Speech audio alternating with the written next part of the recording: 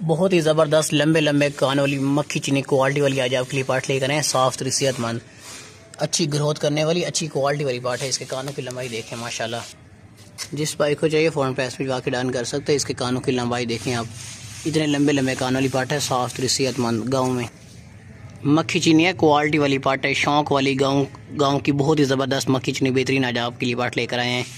जिस बाइक को चाहिए वो अभी पैसे भिजवा के डन कर सकते हैं। कान देखें लंबे लंबे कान, जल्दी से तेज़ी से दान जा करें। बहुत चलाक पट है ये, होशियार बहुत है, छोड़ दें। अभी बहुत बड़ी बनेगी, अभी माशाल्लाह से अच्छी है, अभी बहुत बड़ी बनेगी, अभी माशाल्लाह से काफ़ी अच्छी है। साफ सुथरी सेहतमंद पार्ट है।